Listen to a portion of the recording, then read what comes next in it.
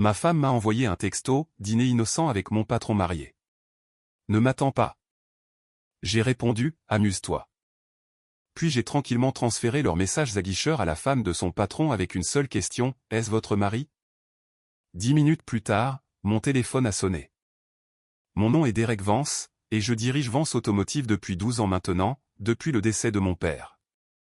Ce n'est pas un travail glamour, mais ça paie les factures et ça m'occupe les mains. Ce que ça ne fait pas, c'est vous préparer au moment où vous réalisez que votre femme depuis 8 ans a probablement une liaison. J'avais des soupçons depuis des semaines. Le nouveau parfum, la façon dont elle gardait son téléphone comme s'il contenait des secrets de sécurité nationale. L'intérêt soudain pour les heures supplémentaires et les exercices de cohésion d'équipe. Mais ce texto, c'était différent, plus effronté. J'ai ouvert l'application de partage de localisation sur notre forfait téléphonique familial, quelque chose que nous avions mis en place il y a des années pour la sécurité. Le téléphone de Jessica montrait qu'elle était au Willow Creek Grill, le genre d'endroit intime avec des tables éclairées à la bougie et des cartes des vins plus longues que mes déclarations de revenus. Pas vraiment l'endroit où l'on discute des rapports trimestriels. Derek, tu es encore là? La voix de Marcus a résonné depuis le bureau d'accueil. Mon meilleur ami et chef d'atelier était avec moi depuis le début. Un gars loyal avec un peu de ventre et les instincts de mécanicien les plus aiguisés de Trois-Comtés. Ouais, je finis juste quelque chose, ai-je répondu, mais mon esprit était ailleurs. Je suis allé dans mon bureau et j'ai ouvert l'iPad partagé que nous utilisions pour les affaires familiales, calendrier, liste de courses, ce genre de choses. Jessica avait oublié que nous avions synchronisé ces messages dessus il y a des mois. Mon cœur battait la chamade contre mes côtes alors que je parcourais ces textos récents. Greg, je ne peux pas m'empêcher de penser à hier. C'était incroyable. Jessica, pareil pour moi. Quand est-ce qu'on peut recommencer? Greg, ma femme est chez sa sœur ce week-end. Viens samedi. Jessica, je dirai à Derek que je vais faire du shopping avec Lorraine. Les messages continuaient, explicites, détaillés, des mois de messages. Mes mains tremblaient alors que je faisais des captures d'écran de tout, mon esprit oscillant entre la rage et le calcul froid. Marcus a passé la tête par la porte.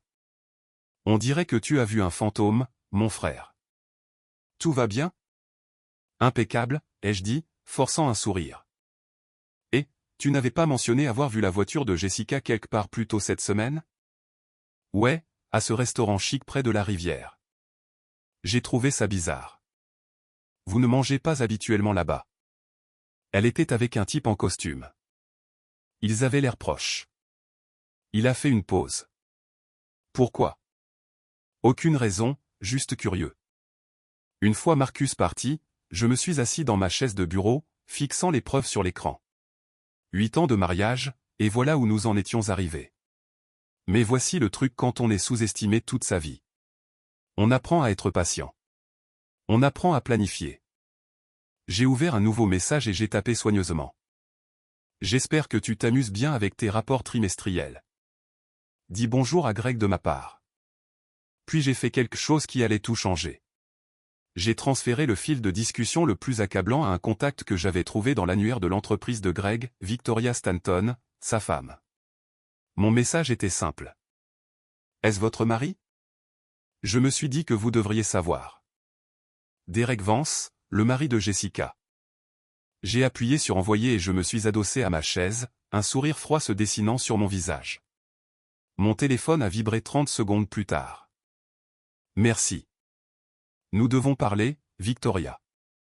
10 minutes après cela, mon téléphone a explosé avec un appel paniqué de Jessica. Derek, qu'est-ce que tu as fait? Sa voix était perçante, désespérée. Victoria vient d'appeler Greg en hurlant. Elle sait tout. J'ai juste partagé un peu de lecture intéressante, ai-je dit calmement, toujours assis dans mon bureau. Y a-t-il un problème? Tu as tout gâché.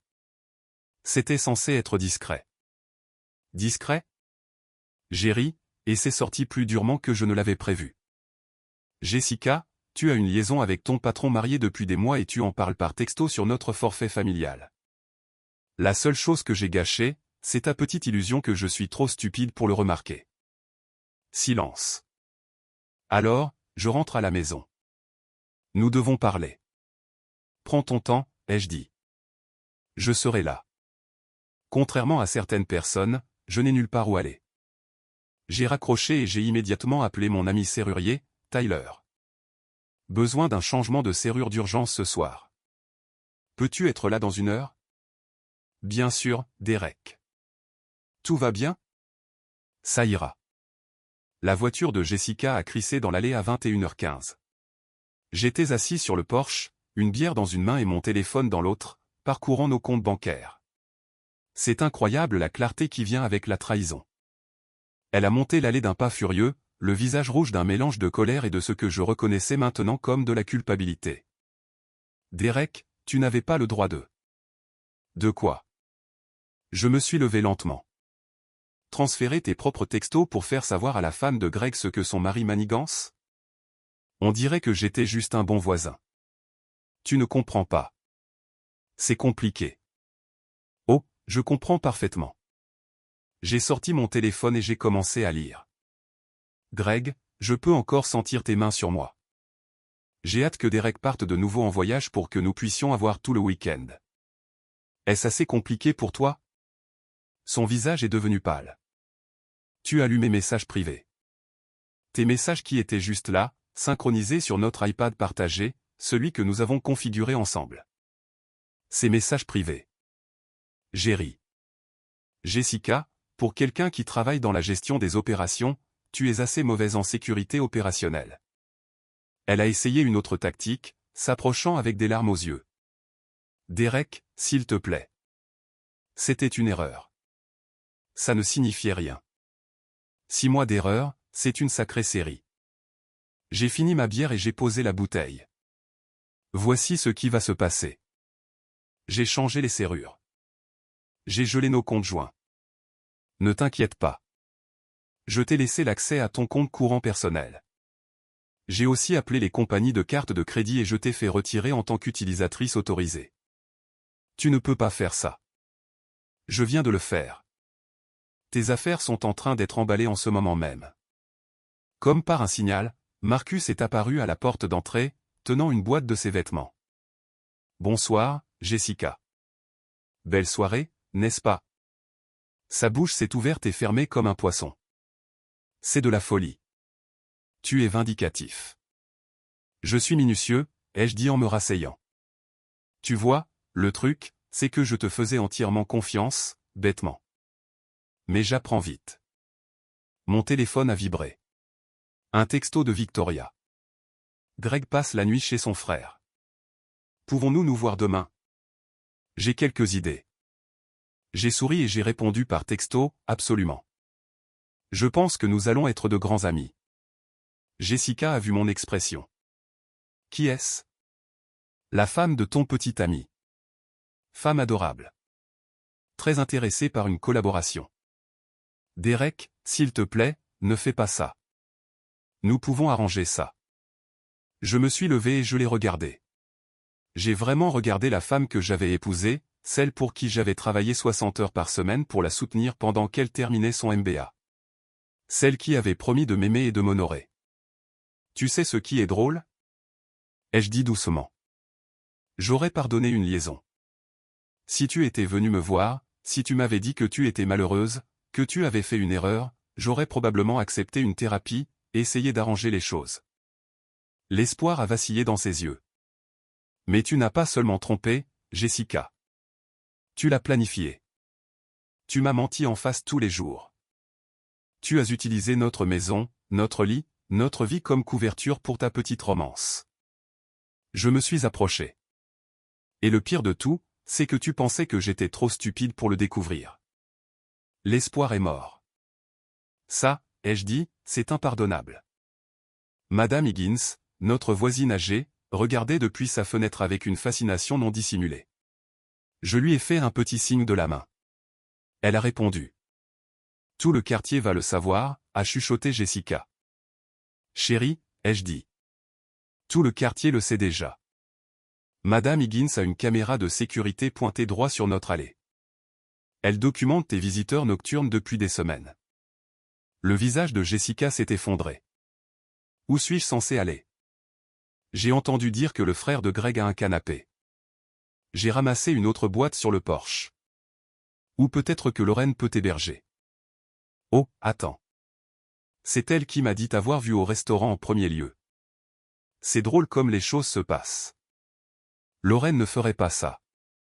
Lorraine te couvre depuis des mois, mais apparemment elle tire un trait quand on lui ment en pleine face. Tant mieux pour elle. Jessica a pris la boîte avec des mains tremblantes.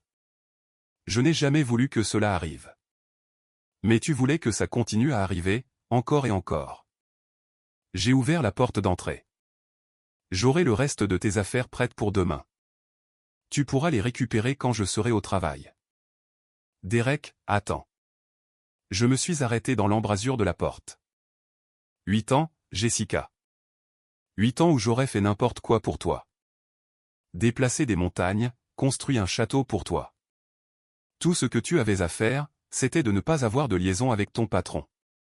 Je suis entré et j'ai verrouillé la porte derrière moi. À travers la fenêtre, je l'ai regardé charger les boîtes dans sa voiture. Madame Higgins était certainement en train de filmer. Mon téléphone a vibré avec un texto d'un numéro inconnu. C'est Victoria. Greg vient de tout avouer. Nous devons nous rencontrer. Ces gens n'ont aucune idée de ce qui les attend. J'ai souri et je me suis versé une autre bière. Demain allait être intéressant. J'ai rencontré Victoria Stanton au Murphy's Pub le lendemain soir, un bar malfamé de l'autre côté de la ville où personne du cercle d'entreprise de Greg ne serait vu mort. Elle n'était en rien comme je l'attendais. Grande, élégante, avec des yeux gris acier qui ne manquaient rien. Vous devez être Derek, a-t-elle dit en se glissant dans la banquette en face de moi. Je dois dire que votre timing était impeccable. Je rendais juste l'appareil, ai-je dit. Ça semblait être une information que vous deviez avoir. Elle a commandé un whisky. Sec. Je l'aimais déjà. Greg se croit si malin, a-t-elle dit après le départ du barman.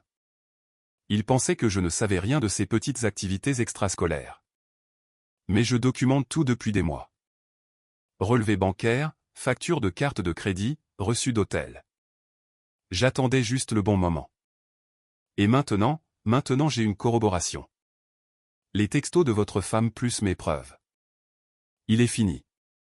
Nous avons passé 1 heure à comparer nos notes. Greg avait utilisé le compte de dépenses de l'entreprise pour ses aventures, emmenant Jessica dans des restaurants et des hôtels chers, toujours sous le prétexte de réunions avec des clients. Victoria avait des copies de tout. Voici ce que je pense, a-t-elle dit en se penchant en avant. Nous ne nous contentons pas de les exposer, nous les détruisons professionnellement, socialement, complètement. Je vous écoute. Greg est pressenti pour une promotion au poste de directeur régional. La décision tombe la semaine prochaine. Si le conseil d'administration était au courant de ces notes de frais créatives, ce serait malheureux pour Greg. Très malheureux. Et Jessica, elle est dans les opérations, n'est-ce pas? Elle a probablement accès à des informations sensibles de l'entreprise. S'il s'avérait qu'elle était compromise, impliquée dans une relation inappropriée avec son patron, il devrait la licencier pour des raisons de responsabilité. Exactement. Victoria a souri, et c'était aussi tranchant qu'un rasoir. Mais ça, c'est juste le côté professionnel. Personnellement, je pense qu'il mérite une éducation plus publique. Mon téléphone a vibré. Un texto de Marcus. Mec, tu dois voir ça. Regarde le groupe Facebook du quartier. J'ai ouvert l'application et j'ai failli m'étouffer avec ma bière. Madame Higgins avait posté une vidéo intitulée « Mise à jour de la surveillance de quartier, image de sécurité de Jessica chargeant des boîtes dans sa voiture, en pleurant. » Les commentaires affluaient déjà. Oh mon Dieu, que s'est-il passé? J'ai toujours pensé qu'elle était snob. Pauvre Derek. C'est un gars si gentil. Attendez, n'est-ce pas la femme qui était avec ce type dans la BMW la semaine dernière? J'ai montré l'écran à Victoria. Elle a ri. Un vrai rire profond. Vos voisins ont aussi un bon timing. Madame Higgins a le sens du spectacle. J'ai parcouru d'autres commentaires. La moitié du quartier donnait son avis, et l'histoire se propageait rapidement. Ce n'est que le début, a dit Victoria en finissant son whisky. J'ai des plans pour demain. Greg emmène Jessica au Summerfest demain soir. Stand de l'entreprise. beaucoup de poignées de main avec les clients et les membres du conseil d'administration. Il pense que cela aidera ses chances pour la promotion. Et vous pensez que c'est le lieu idéal pour une petite éducation publique. Nous nous sommes serrés la main sur le parking. En rentrant chez moi, mon téléphone n'arrêtait pas de vibrer avec les notifications de la publication Facebook. La vidéo avait déjà été partagée 12 fois. À la maison, j'ai trouvé 3 messages vocaux de Jessica, chacun plus désespéré que le précédent. Derek, s'il te plaît, rappelle-moi. Les gens publient des choses en ligne. Ça devient incontrôlable. Mes collègues posent des questions. Quelqu'un leur a envoyé la publication Facebook. Tu dois arrêter ça. Je suis chez Lorraine, mais son mari n'arrête pas de me lancer des regards noirs. S'il te plaît, pouvons-nous juste parler? Je les ai tous supprimés et je me suis couché avec un sourire. Le lendemain matin, Marcus m'attendait à l'atelier avec du café et un grand sourire. Frérot, tu es célèbre. Cette publication Facebook a été partagée environ 50 fois. Le club de lecture de ma femme en parle. Bien. Laisse-les parler. Jessica a appelé ici ce matin, en pleurant. Elle a dit que tu ne répondais pas à ses appels. C'est exact. Elle veut savoir si tu accepteras de la rencontrer avec Greg. Elle dit qu'ils veulent s'excuser. J'ai levé les yeux de la facture que j'examinais. Ils veulent quoi? Je sais, non. Le culot de certaines personnes. Marcus a secoué la tête. Qu'est-ce que tu veux que je lui dise? Dis-lui que je les verrai tous les deux ce soir au Summerfest. Tu es sûr de ça? Oh, j'en suis sûr. Ça va être éducatif. Cet après-midi-là, j'ai reçu un appel de Big Mike, qui dirigeait le service de remorquage que nous utilisions pour les mises en fourrière. Mike mesurait un m95, pesait 136 kg, et avait l'air de pouvoir soulever une buick au développé couché. Derek, tu as une minute? J'ai quelque chose qui pourrait t'intéresser. Quoi de neuf, Mike? Cette BMW qui est toujours garée au Willow Creek Grill les mardis et jeudis, celle avec la plaque d'immatriculation personnalisée GRG Win. Eh bien, elle est là en ce moment et le parc-mètre a expiré. J'ai souri. Tu sais, Mike, je pense que cette voiture pourrait être garée illégalement. Elle devrait probablement être remorquée. C'est drôle, je pensais la même chose. Où devrais-je l'emmener? La fourrière est très bien. Assure-toi de suivre toutes les procédures appropriées. Oh, je le fais toujours. Très minutieux, très professionnel. 1 heure plus tard, mon téléphone a sonné. Le numéro de Greg. Vance, c'est Greg Stanton. Votre femme travaille pour moi. Ex-femme. Et je sais qui vous êtes, Greg. Que puis-je faire pour vous? Quelqu'un a fait remorquer ma voiture d'une place de parking légale. Je pense que vous pourriez savoir quelque chose à ce sujet. Je ne vois pas pourquoi vous penseriez ça. Avez-vous vérifié le parc-mètre? Silence. Alors écoutez, nous devons parler d'homme à homme. Je suis d'accord. On se voit au festival ce soir. Quoi? Jessica ne vous l'a pas dit? Nous nous retrouvons tous. Ça devrait être amusant. J'ai raccroché et j'ai appelé Victoria. C'est l'heure du spectacle. Le Summerfest battait son plein quand je suis arrivé à 19 h. Des food trucks bordaient le front de mer. Des familles étalaient des couvertures sur l'herbe, et un groupe local jouait des reprises sur la scène principale. Le stand de l'entreprise de Greg était près du centre de l'action, avec une bannière d'entreprise et une petite foule d'employés et de clients. J'ai repéré Greg immédiatement, grand, les cheveux argentés, portant un polo qui coûtait probablement plus cher que les mensualités de voiture de la plupart des gens.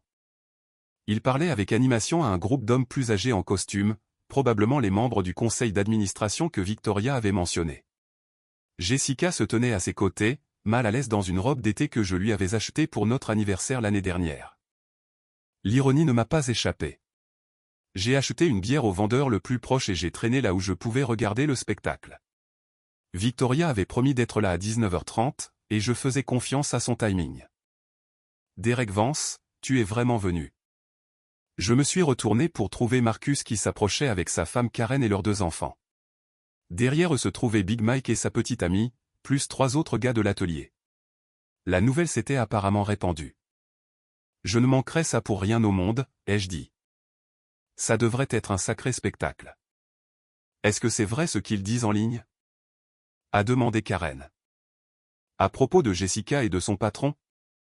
Ça dépend de ce qu'ils disent. Qu'elle a trompé avec ce type aux cheveux argentés là-bas et que tu les as surpris.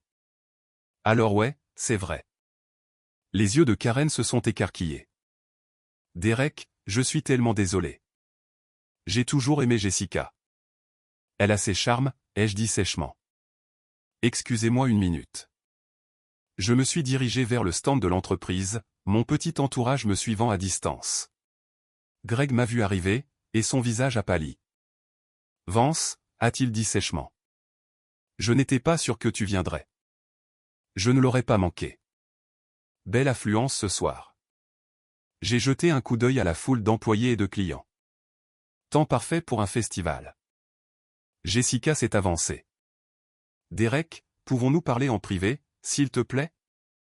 Je pense que nous avons dépassé le stade des conversations privées, tu ne crois pas? J'ai souri, élevant un peu la voix. De plus, je suis sûr que tout le monde ici adorerait entendre parler de vos rapports trimestriels. Plusieurs personnes se sont tournées pour nous regarder. La mâchoire de Greg s'est crispée. Tu fais une scène, a-t-il dit doucement. Ah oui? Je pensais juste être sociable. J'ai pris une gorgée de ma bière.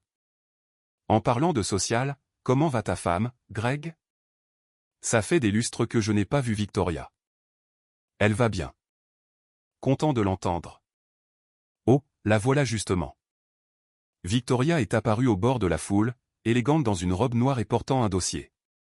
Elle s'est dirigée vers notre petit groupe, ses talons claquant sur le pavé. Greg, chéri, te voilà. Je t'ai cherché partout.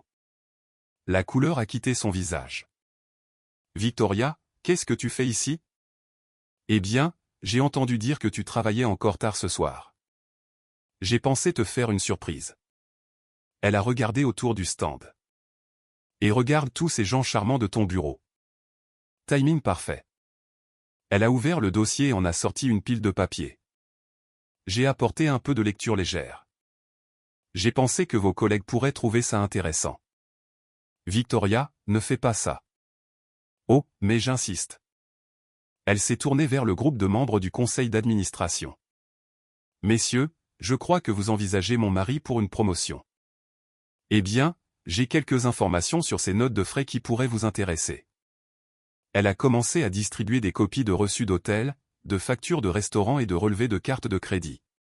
Les membres du conseil les ont pris avec des expressions confuses qui se sont rapidement transformées en alarmes. Ce sont toutes des charges sur le compte de l'entreprise, a dit l'un d'eux. Mais ce sont clairement des dépenses personnelles. Très personnelles, a acquiescé Victoria. Greg a utilisé les fonds de l'entreprise pour divertir sa petite amie ici. Elle a fait un geste vers Jessica. Plusieurs hôtels, des dîners coûteux, des escapades de week-end, tout facturé comme des réunions de clients. La foule grandissait. D'autres festivaliers avaient remarqué l'agitation et se rapprochaient pour regarder. J'ai repéré Madame Higgins près du front, son téléphone sorti et en train d'enregistrer. C'est une affaire privée, a dit Greg désespérément. Vraiment? Je me suis avancé. Parce que j'ai quelques textos qui suggèrent le contraire. J'ai sorti mon téléphone et j'ai commencé à lire d'une voix claire et forte, Greg, cette chambre d'hôtel était incroyable. J'ai hâte de t'avoir à nouveau pour moi tout seul. Des halètements ont parcouru la foule. Le visage de Jessica est devenu cramoisi. Même chambre mardi prochain. Mets-le sur la carte de l'entreprise comme la dernière fois. Arrête, a chuchoté Jessica. J'ai dit à Derek que je rendais visite à ma sœur. Il est si naïf. On pourrait faire ça pour toujours. La foule était silencieuse maintenant. Même le groupe avait cessé de jouer. Greg avait l'air sur le point d'être malade. Un des membres du conseil d'administration s'est avancé. Greg, est-ce vrai? Avez-vous détourné des fonds de l'entreprise? Ce n'est pas. C'est juste. C'est de la fraude, a dit calmement Victoria. Et une violation de la politique de l'entreprise concernant les relations avec les subordonnés. Vous êtes licencié, a dit un autre membre du conseil.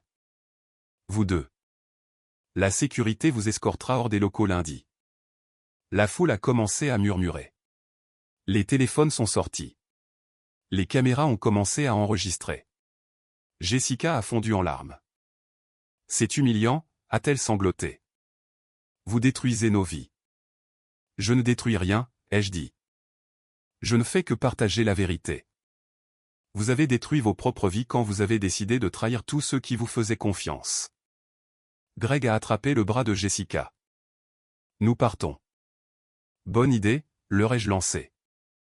Mais Greg, ta voiture est à la fourrière. Tu devrais peut-être appeler un taxi. Alors qu'il se frayait un chemin à travers la foule, les gens s'écartaient, beaucoup avec des regards de dégoût. Quelqu'un a hué. Quelqu'un d'autre a jeté un gobelet en plastique. Victoria est apparue à mon coude. Eh bien, ça s'est mieux passé que prévu. Tu penses que c'est fini? Elle a souri. Oh, Derek, ce n'était que la première partie. Le lendemain matin, je me suis réveillé avec 17 appels manqués et 43 messages textes. La confrontation du festival était devenue virale, non seulement sur le Facebook du quartier, mais aussi sur TikTok, Instagram et YouTube. La vidéo de Madame Higgins avait été partagée plus de 1000 fois avec la légende « Une femme infidèle et son patron reçoivent ce qu'ils méritent au festival local ». Les nouvelles locales s'en étaient emparées. L'émission matinale de la chaîne 8 l'appelait « Le drame du Summerfest devient viral » et demandait des interviews. Mon téléphone a sonné. C'était Victoria. « Tu as vu les nouvelles ?» a-t-elle demandé. Difficile de le manquer. Nous sommes célèbres. Greg m'appelle depuis hier soir, me suppliant de ne pas demander le divorce. Il dit qu'il fera n'importe quoi pour arranger les choses. Qu'est-ce que tu lui as dit? Je lui ai dit qu'il était trop tard pour ça. Mon avocat dépose les papiers aujourd'hui, et je vais lui prendre tout ce qu'il a.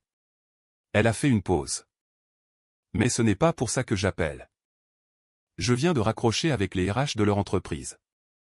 Apparemment, 3 autres femmes se sont manifestées avec des plaintes contre Greg.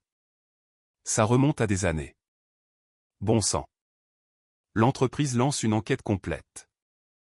Ils s'inquiètent de la responsabilité, des poursuites judiciaires, tout le tout-team.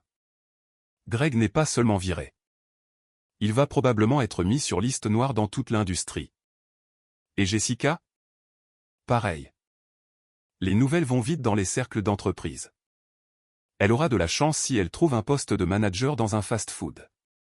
J'aurais dû me sentir satisfait. Au lieu de ça, je me sentais juste vide. 8 ans de mariage réduits à des vidéos virales et à une humiliation publique. Mon téléphone a vibré avec un autre appel. Lorraine, la soi-disant meilleure amie de Jessica. Derek, c'est Lorraine. J'ai besoin de te parler. De quoi? Jessica est ici et elle ne va pas bien. Elle n'a pas mangé depuis 2 jours. Elle reste assise sur mon canapé à pleurer et à regarder les vidéos d'elle en ligne. C'est mal, Derek. Je sais que tu es en colère, mais ça va trop loin. Elle a fait une erreur. Une erreur? J'ai ri. Elle a eu une liaison de 6 mois avec son patron marié et a utilisé notre maison comme couverture. Ce n'est pas une erreur, Lorraine. C'est un choix. Plusieurs choix. Mais l'humiliation publique, les vidéos qui deviennent virales. Elle ne mérite pas ça. Qu'est-ce qu'elle méritait? Un divorce tranquille où elle obtient la moitié de tout ce que j'ai construit pendant qu'elle était avec quelqu'un d'autre? Une chance de jouer la victime et de réécrire l'histoire? Silence à l'autre bout du fil. Voici le truc, Lorraine. Jessica pensait que j'étais trop stupide pour comprendre ce qu'elle faisait. Elle pensait qu'elle pouvait me manipuler, me mentir, et que je ne saurais jamais la différence. Elle avait tort. Alors, tu as décidé de détruire sa vie. J'ai décidé de dire la vérité.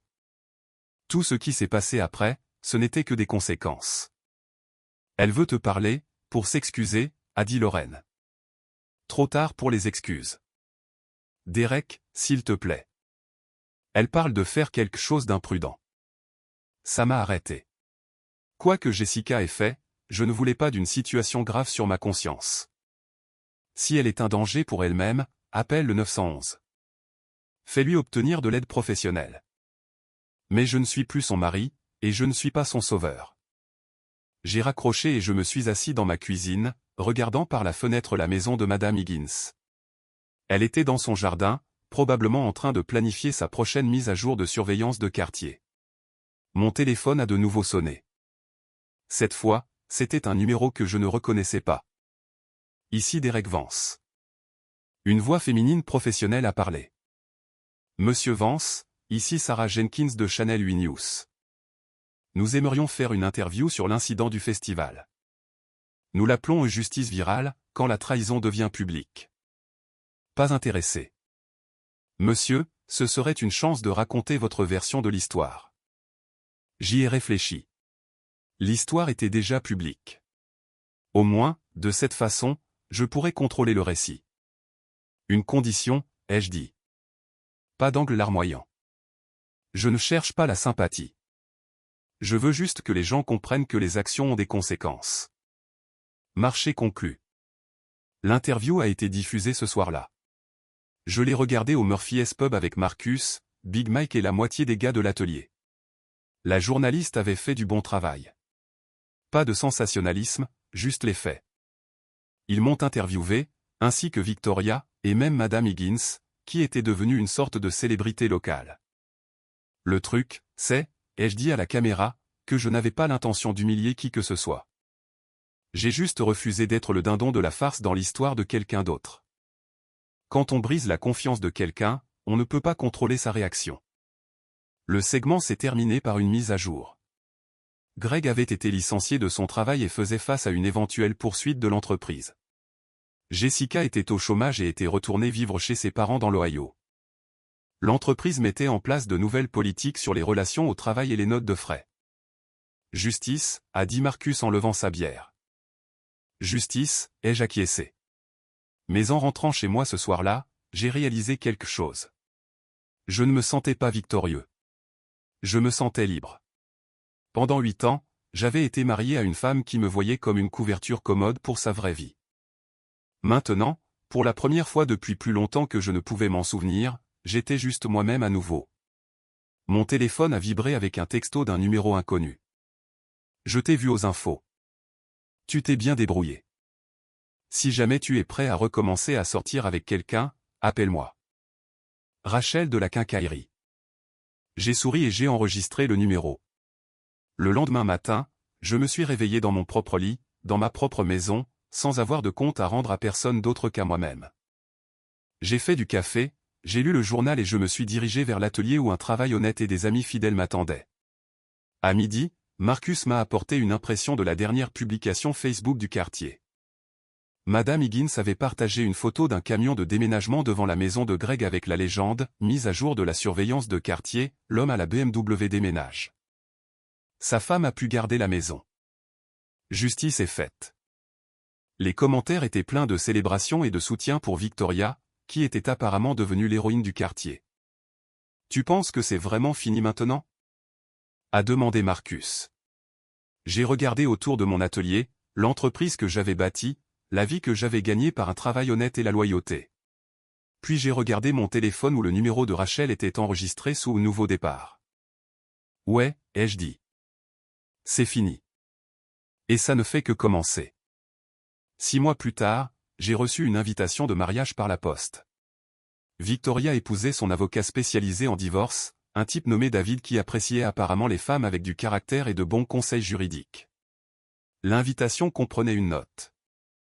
Merci d'avoir été un bon ami pendant la pire période de ma vie. J'espère que tu danseras à mon mariage, Victoria.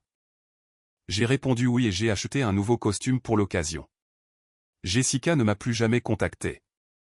Selon des amis communs, elle travaillait dans un centre d'appel à Columbus et vivait chez ses parents. Greg avait déménagé en Floride et vendait des assurances.